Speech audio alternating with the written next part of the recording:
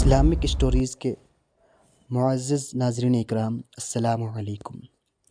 امید ہے آپ سب خیر سے ہوں گے۔ تو آج کا واقعہ بنی اسرائیل کے ایک نہایت ہی فاسق و فاجر انسان کا ہے۔ تو چلیے شروع کرتے ہیں۔ بنی اسرائیل میں ایک نہایت ہی فاسق و فاجر انسان تھا جو اپنی بدکرداریوں سے کبھی باز نہ آتا تھا۔ اہل شہر جب اس کی بدکاریوں سے عاجز آ گئے تو اللہ تعالیٰ سے اس کے شر سے محفوظ رہنے کی دعا مانگنے لگے۔ اللہ تعالیٰ نے حضرت موسیٰ علیہ السلام کی طرف وحی کی کہ بنی اسرائیل کے فلاں شہر میں ایک بدکار جوان رہتا ہے، اسے شہر سے نکال دیجیے تاکہ اس کے بدکاریوں کی وجہ سے سارے شہر پر آگ نہ برسے۔ حضرت موسیٰ علیہ السلام وہاں تشریف لے گئے اور اس کو بستی سے نکال دیا۔ پھر وہ قریب ہی دوسری بستی میں چلا گیا۔ پھر فرمان الہی ہوا کہ اسے اس بستی سے بھی نکال دیجیے۔ جب حضرت موسیٰ علیہ السلام نے اس کو اس بستی سے بھی نکال دیا تو اس نے ایک ایسے غار پر ٹھکانہ بنایا جہاں نہ کوئی انسان تھا اور نہ ہی کسی چرند پرند کا گزر تھا۔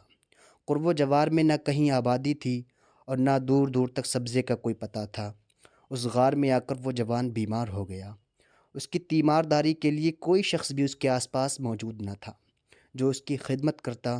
وہ کمزوری اور ناتوانی سے زمین پر گر پڑا۔ کہنے لگا، کاش اس وقت اگر میری ماں میرے پاس موجود ہوتی تو مجھ پر شفقت کرتی، میری اس بے کسی اور بے بسی پر روتی۔ اگر میرا باپ ہوتا تو میری نگہبانی نگہداشت اور مدد کرتا۔ اگر میری بیوی ہوتی تو میری جدائی پر روتی۔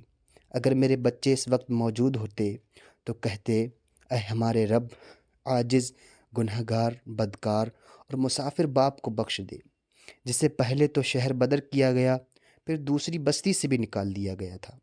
اب وہ غار میں بھی ہر ایک چیز سے نا امید ہو کر دنیا سے آخرت کی طرف چلا ہے اور وہ میرے جنازے کے پیچھے چلتے۔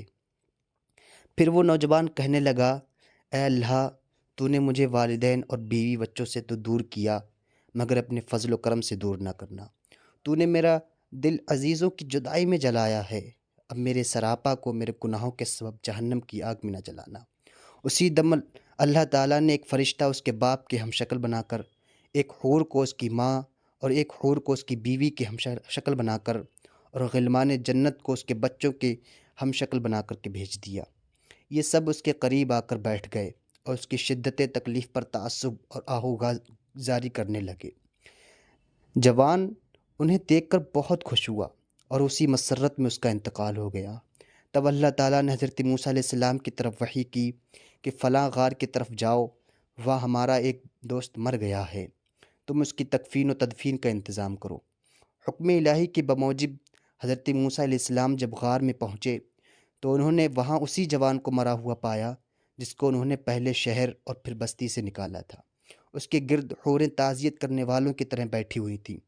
موسیٰ علیہ السلام نے بارگاہ الہی میں عرض کی، اے رب العزت، یہ تو وہی جوان ہے جسے میں نے تیرے حکم سے شہر اور بستی سے نکال دیا تھا۔